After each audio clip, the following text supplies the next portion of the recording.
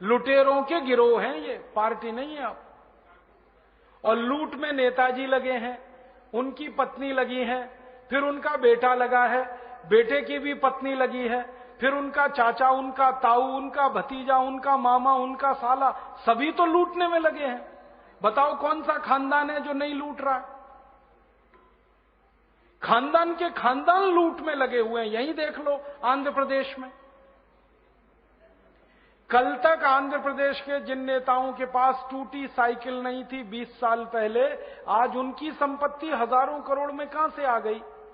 लूट के आई। और आंध्र प्रदेश क्या, महाराष्ट्र में देख लो, कर्नाटक में, सब जगह यही हाल है। और ये जो राजनीति है, ये चूंकि लुटेरों का गिरोह बन गई है, इसलिए हर लूटखोर नेता का बेटा और बेटी उसमें घुस रहे हैं, क्योंकि इससे ज्यादा आसान काम और क्या मिलेगा? चाय की दुकान भी चलानी पड़ती है तो मेहनत लगती है, यहां राजनीति में तो बिना मेहनत के लूटने को मिलता है।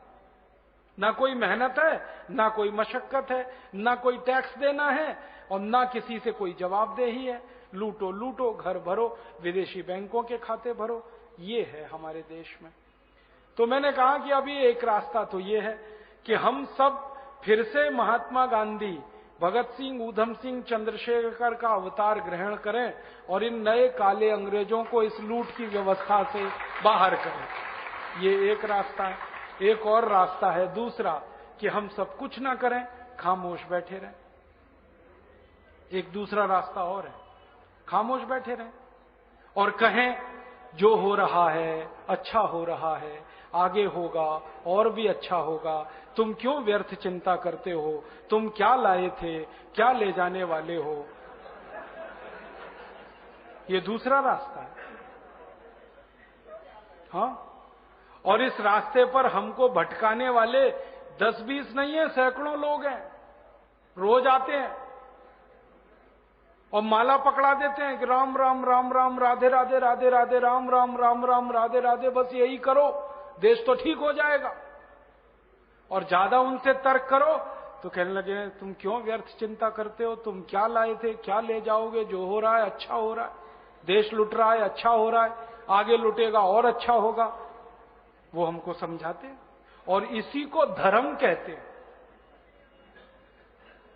इसी को धर्म कहते हैं। और आजकल धर्म के व्यापार करने वालों की बाढ़ आई हुई है। हाँ, बहुत बड़ी फौज खड़ी हुई है उनकी। एक आया राम की कथा कहेगा 10 करोड़ लेके जाएगा, दूसरा कृष्ण की कथा कहेगा वो 15 करोड़ लेके जाएगा। और आप जैसे भोले भाले मूर्ख लोग डालते हैं उनके पात्रों में, ले जा भाई। ये बापू नहीं है, डाकू है। बापू नाम तो शर्म आती है कहते हुए। कहीं से 10 करोड़ लूटो, कहीं से 20 करोड़, कहीं से 25 करोड़। और आप लोगों की मजबूरी है कि काले धन का करें क्या? इनकम टैक्स वाले पकड़ते हैं तो ये बापुओं को देते रहते हो आप, क्या करें उसका? और ये बापू लोग हमें सिखाते रहते हैं जो हो रहा है अच्छा हो रहा है। वाह वाह, मैंने देखा है क्या क्या पाखंड और नौटंकी चलता है। भगवान राम की कथा कहने आते और भगवान राम की जिंदगी के वो प्रसंग कभी नहीं सुनाते जो हम में वीरता पैदा करें, जो साहस पैदा करें। राम की जिंदगी में बहुत सारा हिस्सा साहस का है, वीरता का है। जब 14 वर्ष के लिए वनवास चले गए राम, तो हमको सुनाई जाती है राम की जो कथा ना, उसमें कहते हैं राम ने 14 साल एक ही काम किया, हाय सीते हे सीते, हाय सीते हे सीते, हाय सीते, ये सुनाते हैं हमको। हाँ, यही सुनाते हैं निकाल के कहानी में से। और मैं कहता हूं कि राम को अगर हाय सीते हे सीते हाय सीते यही करना था 14 साल, तो दूसरा विवाह क्यों नहीं कर लिया? सैकड़ों राजा तैयार थे अपनी राजकुमारियों को राम को देने के लिए, वो तो कर लेते दूसरा विवाह। क्योंकि हाय सीते हे सीते, हाय सीते हे सीते, एक स्त्री के लिए अगर वो इतने ही बिलख रहे थे, तड़प रहे थे, दूसरा विवाह कर लेते। तो ये सब चुप हो जाते हैं, फिर बात नहीं करते। फिर मैं उनको रामायण में से निकाल के दिखाता हूं, देखो राम ने हे सीते हाय सीते कहा नहीं कहा ये मुझे नहीं मालूम, लेकिन 14 साल वन में रहते हुए सैकड़ों राक्षसों का संहार किया उन्होंने, मारा उनको और धर्म राज्य की स्थापना कराई। ये कहानी नहीं सुनाते क्योंकि इससे वीरता पैदा होती है। तो राम का जो वीरत्व है वो नहीं सुनाएंगे आपको, उनकी जो कमजोरियां हैं वो सुनाते हैं आपको। और राम कथा जब वर्णन की जाती है तो मंच पे बैठ के आहा कैसे आंसू ढलल ढलल आंसू निकलेंगे, आपको भी रुलाएंगे, खुद भी रोएंगे। किस बात के लिए? हो राम को वन गमन में इतना कष्ट हो रहा है, वन में इतनी तकलीफें हो रही हैं, तो राम की तकलीफों का वर्णन कर रहे हैं, आंसू आ रहे हैं, और ये सारा वर्णन एयर कंडीशन्ड मंच पर बैठकर होता है। अपने को तकलीफ नहीं होनी चाहिए, राम की तकलीफों का वर्णन कर। एयर कंडीशन मंच चाहिए, एयर कंडीशन घर चाहिए रहने के लिए, एयर कंडीशन कार चाहिए और चार्टर्ड प्लेन चाहिए आने और जाने के लिए, तब राम की कथा सुनाई जाएगी। जो राम जिंदगी भर पैदल चलते रहे, जिन्होंने अपना रथ भी छोड़ दिया था अयोध्या से निकलते समय, वो राम ने जिंदगी भर पैदल चल के काम किया और यहां एयर कंडीशन कारों में घूम घूम कर, चार्टर्ड प्लेन में घूम घूम कर राम की कथा सुनाते हैं। वो कथा वथा नहीं है, वो उद्योग है, व्यापार है, बिना टैक्स का। और मुझे बहुत शर्म है ये कहते हुए, समय आने पर प्रमाण से बात करूंगा कि राम कथा कहने वाले ब्लैक मनी को व्हाइट मनी करने के काम में लगे हुए एजेंट हैं और इससे ज्यादा कुछ नहीं। और मुझे इससे भी बड़ी शर्म आती है कहते हुए कि आप जो उनको दे रहे हैं दान के रूप में, वो पैसा ब्याज पर उठा रहे हैं वो दूसरे लोगों को, और आपके दिए हुए पैसे से धंधा बना रहे हैं अपना। फिर ऐसे ही कृष्ण की कथा कहने वाले आ जाते हैं, कहते राधे राधे राधे राधे राधे राधे, और कुछ कहो ही मत, राधे राधे। कंस को मारा, जरासंध को मारा, शिशुपाल को मारा, अधर्मियों को मारा, ये सब थोड़े में, राधे राधे राधे राधे बड़े में। हाँ, क्योंकि आपको कायर बनाना है ना, निर्वीर बनाना है, नपुंसक बनाना है, तो वीरता की कहानी क्यों सुनानी है? तो चुन चुन कर ऐसी कहानियां सुनाते हैं। और मैं आपको बहुत गंभीर बात कह रहा हूं कि ये सारे हमारे देश में जो पाखंडी लोग हैं ना, राम और कृष्ण की कथा कहने वाले, ये सरकारों के साथ मिले हुए हैं, क्योंकि सरकारों ने इनको एक कान में मंत्र फूंका है, तुम लोगों का ध्यान इस तरफ भटकाते रहो ताकि कोई महंगाई के खिलाफ न लड़े, गरीबी के खिलाफ न लड़े, बेरोजगारी के खिलाफ न लड़े, अत्याचार के खिलाफ न लड़े, वो डूबा रहे राधे राधे राधे राधे राम राम राम राम, बस इसी में। और समझाते रहो, तुम क्या लाए थे, तुम क्या ले जाओगे, क्यों व्यर्थ चिंता करते हो, जो हो रहा है अच्छा हो रहा है, आगे होगा और भी अच्छा होगा। एक रास्ता ये है। अब दो रास्ते हैं अपने सामने, एक रास्ता भगत सिंह का, ऊधम सिंह का, चंद्रशेखर का, एक रास्ता हमारे ये धर्म गुरुओं का, पाखंडियों का, जो राम की कथा, कृष्ण की कथा। मुझे बहुत ऑफर आए हैं, मैं आपको दिल का दर्द बता रहा हूं, सच में कह रहा हूं, आपसे नाम नहीं लेता। मुझे ऑफर आए कि तुम कहां बेकार भटक रहे हो, मेरे साथ आ जाओ। मैंने कहा बापूजी क्या होगा उसमें? तो कहने लगे जितना मिलता है वो डबल हो जाएगा। मैं बोलना कैसे? तो उन्होंने कहा तुम्हारी वाणी में बहुत जोर है और मेरे पास लोगों की भीड़ इकट्ठा करने का, मजमा लगाने का तरीका है। मैं ऐसा डमरू बजाता हूं कि सब इकट्ठे होते हैं, और तुम्हारी वाणी में जोर बहुत है, मिलके लूटेंगे, थोड़ा तुम्हारा थोड़ा मेरा। ऐसे खुले ऑफर हैं मेरे पास। और मैं कहता हूं बापूजी माफ करो। क्यों?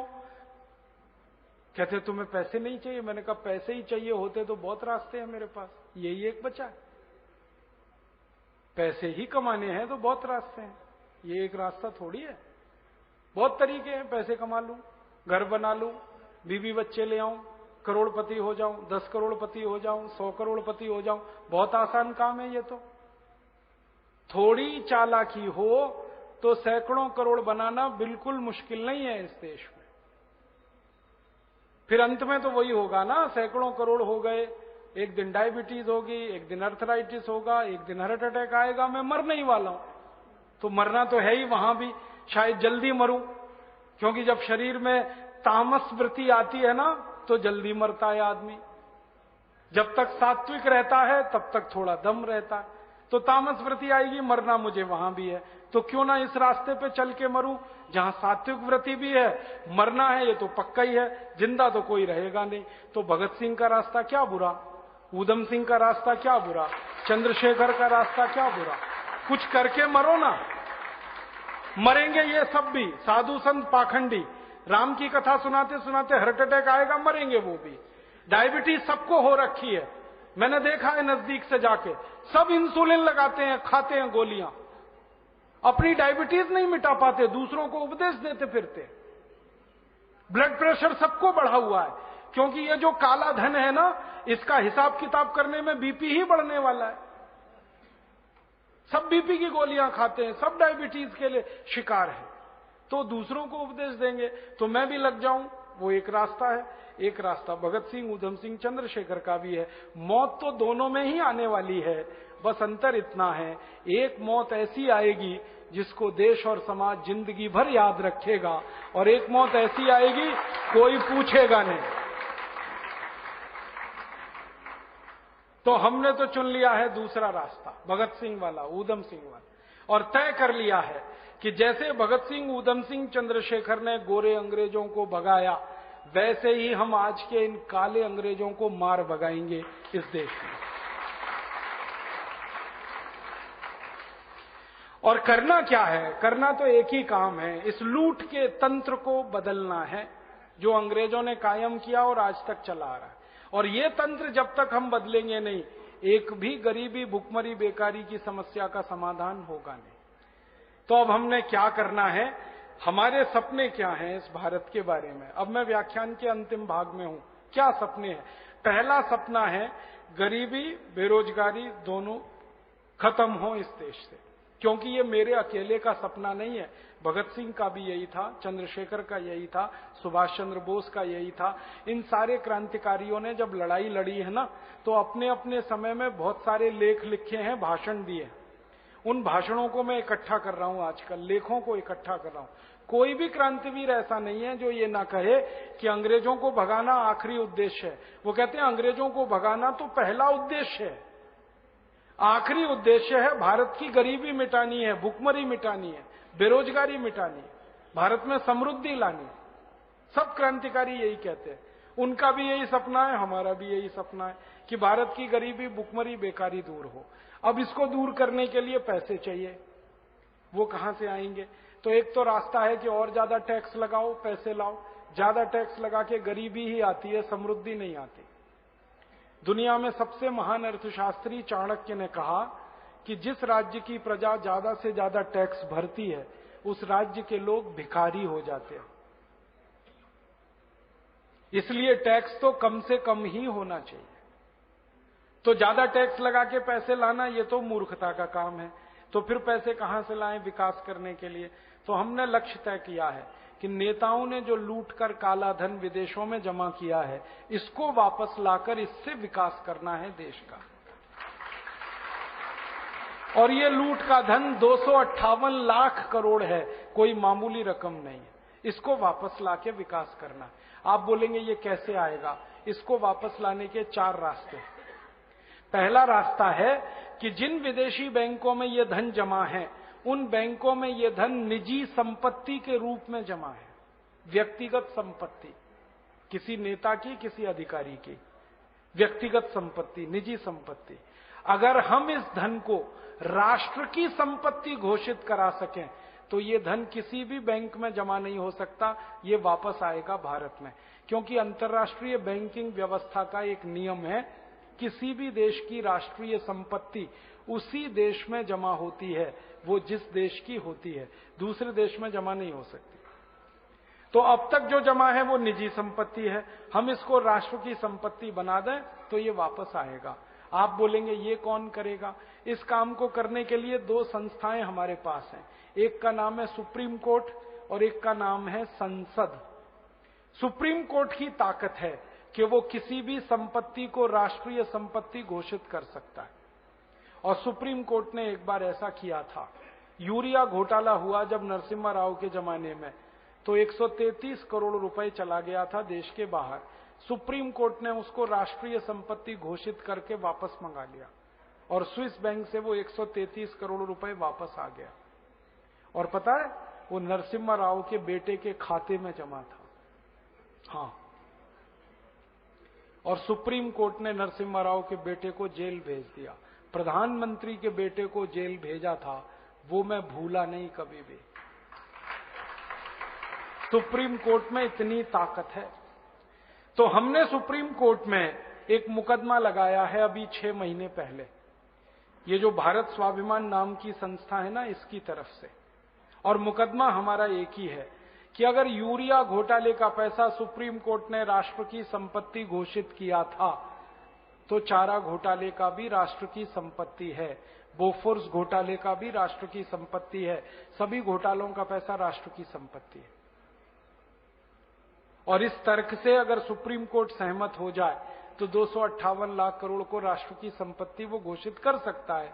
और ये घोषणा होते ही हम इंटरनेशनल कोर्ट ऑफ जस्टिस में जा सकते हैं फैसले को लेकर, और आईसीजे ऑर्डर करे तो दुनिया के 70 देशों की बैंकों को पैसा वो वापस करना पड़ेगा भारत को। इस उम्मीद में मुकदमा लगाया है हमने। 6 महीने हो गए। 6 महीने तक ये मुकदमा स्वीकार नहीं हुआ, बहस होती रही कोर्ट में, और अब स्वीकार हो गया है। कोर्ट ने तैयार मान लिया कि अब ये मुकदमा सुना जाएगा।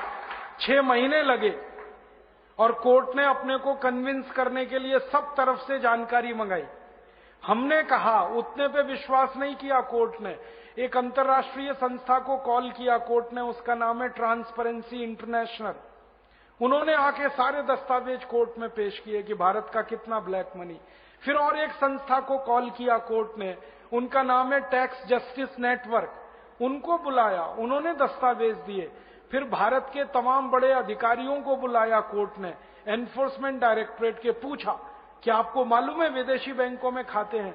उन्होंने कहा हाँ खाते हैं। फिर सीबीआई वालों को बुलाया। जब सब तरफ से कोर्ट कन्विंस हुआ तो कोर्ट ने मुकदमा स्वीकार कर लिया। अब कोर्ट ने नोटिस दिया है सरकार को, और सरकार को पूछा है कि ये 258 लाख करोड़ किस किस का है, जल्दी से कोर्ट को बताया जाए। अब सरकार की हालत थोड़ी खराब है, क्योंकि जिनका पैसा है वो ही सरकार चला रहे। तो सरकार ने कोर्ट में टालम टोल करना शुरू किया है। ये टालम टोल वो थोड़े दिन करने वाले हैं, ये हमें मालूम है, क्योंकि वो बताएंगे नहीं कभी भी। तो हम सुप्रीम कोर्ट को एक दिन एक बात कहेंगे कि टालम टोल 6 महीने, साल भर, 1.5 साल, 2 साल, 3 साल, कितनी? फिर हम सुप्रीम कोर्ट को कहेंगे आप तो एक्स पार्टी जजमेंट दे दो, और कोर्ट को ताकत है वो करने की। और हम कोर्ट को कहेंगे ये नहीं बता रहे किसका पैसा है, आप तो ये कह दो जिसका भी पैसा है वो भारत की राष्ट्रीय संपत्ति है, बात खत्म हो गई।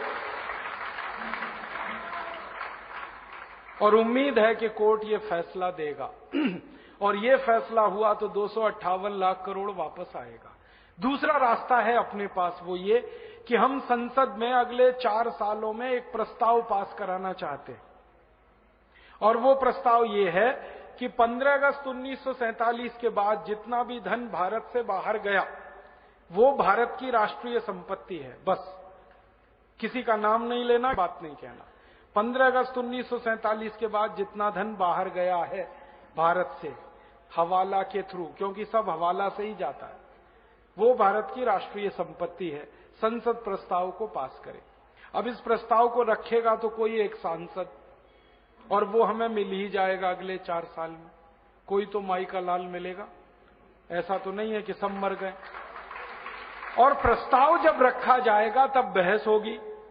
बहस वाले दिन हम देखेंगे कि कौन कौन इस प्रस्ताव का विरोध कर रहा है।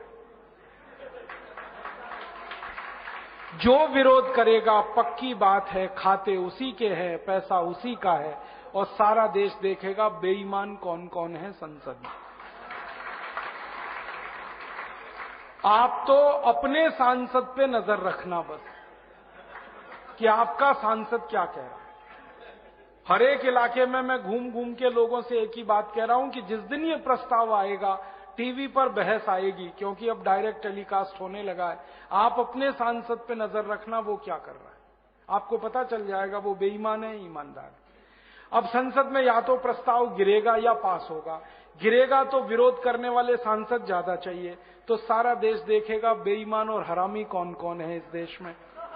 और या सांसद डर के मारे विरोध नहीं करेंगे तो झटके में प्रस्ताव पास हो जाएगा, और प्रस्ताव पास हुआ तो कानून बनेगा। अपने दोनों हाथ में लड्डू है, हमें कुछ खोना ही नहीं है, जो है पाना है।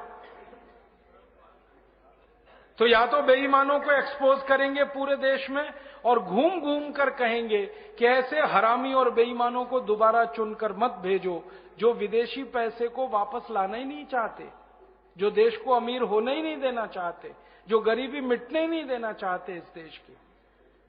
तो या तो उनके खिलाफ लड़ाई शुरू होगी, जंग, और वो आखिरी जंग होगी।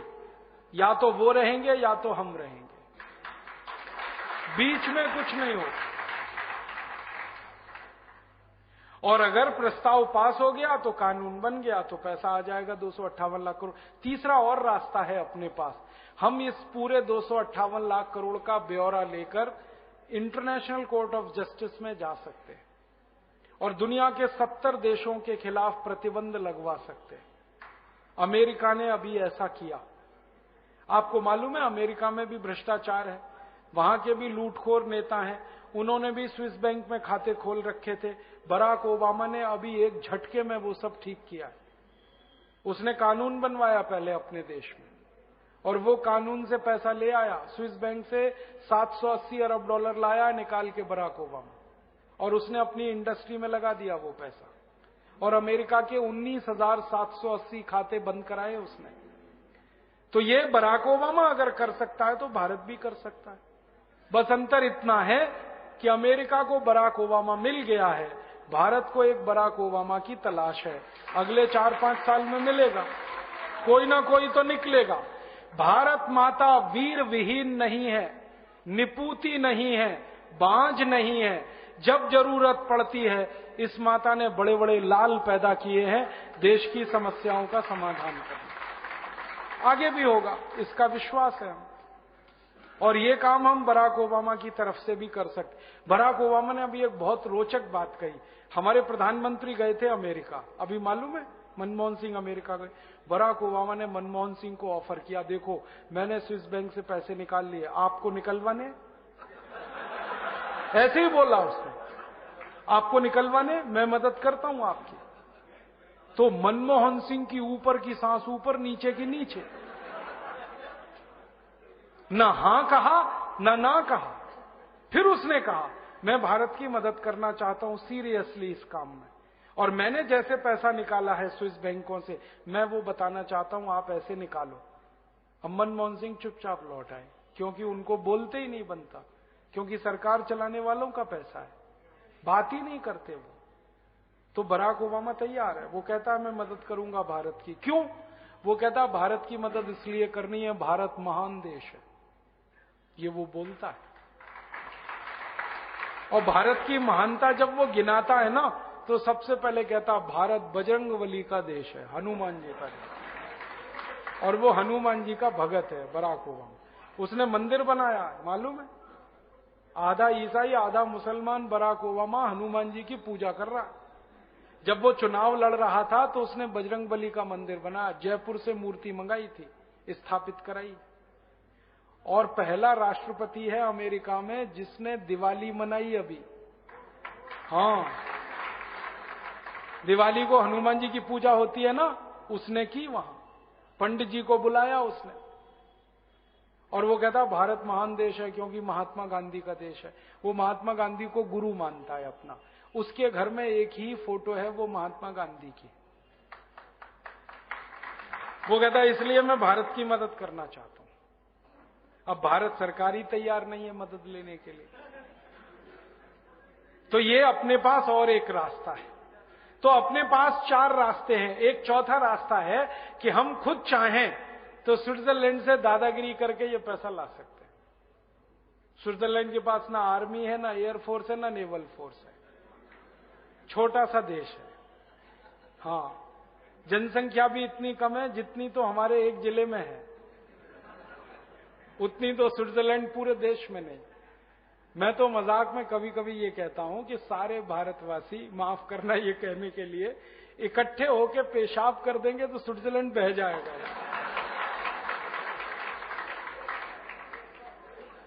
इतना पिद्दी सा देश है।